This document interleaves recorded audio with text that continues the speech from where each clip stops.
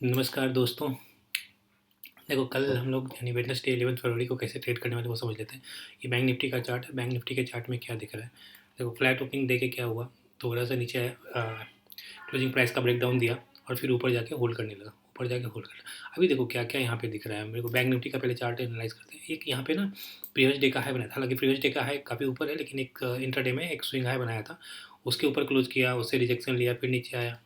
इसको मैंने थोड़ा कलर चेंज कर देता हूँ। हाँ, तो नीचे आया, फिर से ऊपर गया, फिर से एक हाई बनाया और उस हाई को ब्रेक किया। देखो ये हाई बनाया यहाँ पे इंट्राडे में, और उस हाई को फिर लास्ट में जाके ब्रेक किया। ठीक है, यहाँ पे तो जो भी यहाँ पे सेल करने आ रहे थे ना, उनको यहाँ पे पहले तो देखो सेल करने जो आ रहे थे, सपोज यहाँ पे सेल किसी ने किया, ठीक है, उसको निकालने की कोशिश किया, फिर से यहाँ निकालने की कोशिश किया। और अगर सेम टाइम में देखोगे ना अगर निफ्टी का, तो निफ्टी ऊपर होल्ड कर रहा था, तो जो भी बैंक निफ्टी में सेल करने की कोशिश कर रहे थे ना, उसको निकालने की कोशिश किया। ठीक है, सपोज बैंक निफ्टी ऊपर होल्ड कर रहा था, तो बैंक निफ्टी में कुछ बायर्स भी आ गए होंगे, बैंक निफ्टी में भी बायर्स होंगे, तो उनको क्या किया बाद में सेकेंड हाफ में एक बड़ा सा, अब देखो ये एक ना इधर डाउन मूव करके एक रिजेक्शन देके सबको निकालने की कोशिश किया। सेम आपको दिखेगा यहाँ पे निफ्टी ने तो ऑलमोस्ट 26,000 के आसपास, यहाँ पे 26,000 का एक लेवल दिख रहा होगा, यहाँ से उसके जस्ट नीचे से रिजेक्शन लेके और यहाँ पे एक नीचे जाने की कोशिश किया।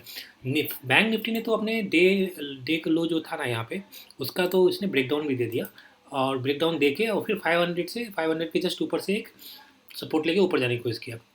निफ्टी ने अपना डे लो का ब्रेकडाउन नहीं दिया था। ठीक है, लेकिन जो बाय करने आए थे उनको निकालने की कोशिश किया। ठीक है, बाय करने, अब देखो यहाँ पे ना हम लोगों को बैंक निफ्टी के चार्ट को ना थोड़ा डिटेल में समझना होगा क्या हुआ है। बैंक निफ्टी में यहाँ पे जो सेल करने आ रहे थे, ठीक है, यहाँ पे जो सेल करने आ रहे थे उनको तो निकालने की कोशिश किया, यहाँ पे जो सेल करने आ रहे थे उनको निकालने की कोशिश किया, और जो लास्ट में यहाँ पे सेल एक दोबारा भी यहाँ सेल करने की कोशिश कर रहे थे तो उनको फिर से निकाला। सेलर्स को निकालने के बाद जब नीचे जाने की कोशिश कर रहा था, तो यहाँ तक तो कोई यहाँ पे सेल करने की कोशिश नहीं कर रहा होगा, क्योंकि यहाँ पे तो एक डे लो था, डे लो में ब्रेक हुआ तो ही सेल करेंगे, तो यहाँ तो लोग बाय कर रहे थे। उसके बाद जब डे लो का ब्रेक कर दिया होगा तो कुछ सेलर्स आने की कोशिश, और इमीडिएटली यहाँ पे ना रिजेक्शन देके सेलर्स को निकाला, और सेलर्स को निकालने के बाद जब नीचे जाने की कोशिश कर रहा था, इसका मतलब हो सकता है ये कंटिन्यू करेगा। एक दूसरे दूसरे एंगल से इसको देखते हैं और समझने की कोशिश करते हैं क्या हुआ है। सपोज यहाँ पे एक बायर बैठे हुए थे, यहाँ पे बायर बैठे हुए थे, ठीक है, यहाँ पे बायर बैठे हुए थे और बायर को निकाला। ठीक है, और निकालने के बाद जब इमीडिएटली ऊपर गया होगा ना, तो बायर को लगा होगा अरे अरे ये मैं सही ट्रेड में बैठा हुआ था, और उन्होंने दोबारा यहाँ पे ट्रेड ली नहीं इसके, उनको डिसअपॉइंट भी नहीं किया। बायर ने ऊपर लास्ट में होल्ड किया, लास्ट के जो 10 मिनट थे ना, 10 मिनट में ये डाउन में होल्ड किया, फिर बायर नहीं निकले होंगे क्योंकि अभी डे लो को क्रॉस नहीं किया, और निफ्टी ऊपर ही होल्ड कर रहा था। निफ्टी ने तो अपने जो डे लो मॉर्निंग में बनाया था उसको भी क्रॉस नहीं किया था निफ्टी ने, यहाँ पे देखोगे तो ये इनका डे लो था, डे लो को क्रॉस नहीं किया। तो यहाँ पे लोग ना बाय का ट्रेड होल्ड करके गए होंगे। सेलर को तो पहले ही निकाल चुका है।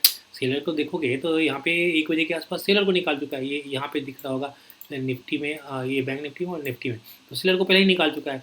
तो बायर को निकालने की कोशिश किया, लेकिन बायर निकले नहीं होंगे क्योंकि निफ्टी ने डे लो का ब्रेक नहीं किया, और बैंक निफ्टी ने 500 का ब्रेक डाउन नहीं दिया, और फिर से यहाँ पे सेलर को निकाला और फिर लास्ट मोमेंट में यहाँ पे सेल किया। इसका मतलब सेलर यहाँ पे स्ट्रांग है। एक बार सेलर को निकाला, यहाँ पे सेलर को किसी को बैठने नहीं दिया, फिर बायर को यहाँ पे टेम्प्ट किया, बायर को बिठाया और फिर नीचे जाने की कोशिश किया, और यहाँ पे भी सेलर को दोबारा निकाला। तो सेलर जो यहाँ पे ब्रेकडाउन के बाद आने की कोशिश कर रहे होंगे उनको भी निकाला है। ठीक है, तो मुझे जहाँ तक लगता है हमें कोई सेल साइड का ही ट्रेड मिलना चाहिए। अगर यहाँ इस जैसे यहाँ पे ना 700 के नीचे अगर कहीं पे ओपनिंग देता है, या फिर चलो सपोज 700 के ऊपर ही ओपनिंग देता है ना, या 800 के आसपास जाने की नहीं कोशिश करता है, तो भी हम लोग यहाँ पे एक सेल साइड का ट्रेड देख सकते हैं। ठीक है, प्रॉब्लम क्या होगा सेल साइड जब गैप डाउन हो जाएगा ना, तो प्रॉब्लम क्या होगा कि सेल एक तो यहाँ पे प्रीवियस डे में यहाँ पे सेलिंग हुई है, ठीक है, और फिर यहाँ पे गैप डाउन ओपनिंग, तो यहाँ पे सेलर ज़्यादा रहेंगे, तो हो सकता है यहाँ पे रिवर्सल के चांसेस रहेंगे। तो गैप डाउन के केस में ना हम लोगों को एक बार थोड़ा सा समझना पड़ेगा और मोमेंटम देख के ट्रेड करने की कोशिश करना पड़ेगा। Flat gap up, Flatley gap up और थोड़ा बहुत गैप अप में, बड़े गैप अप में भी नहीं देखना, बड़े गैप डाउन में भी नहीं देखना। और यहाँ पे अगर गैप डाउन हो गया 500 के नीचे, 60,500 के नीचे, तो फिर हम लोगों को समझ, क्योंकि 500 के नीचे सेलर्स ही आएंगे और ये सेलर का ऐसे मोमेंटम भी दिया हुआ, तो शायद यहाँ पे सेलर्स को बिठा के ऊपर भी चला जाए, तो वो एक बार देखना पड़ेगा, अदरवाइज हम लोग यहाँ पर सेल करने की कोशिश करेंगे। ठीक है, तो ये है अपना कल का प्लान 11 फरवरी वेडनेसडे को। आज के लिए इतना है, मिलते हैं अगले वीडियो में। Thanks for watching.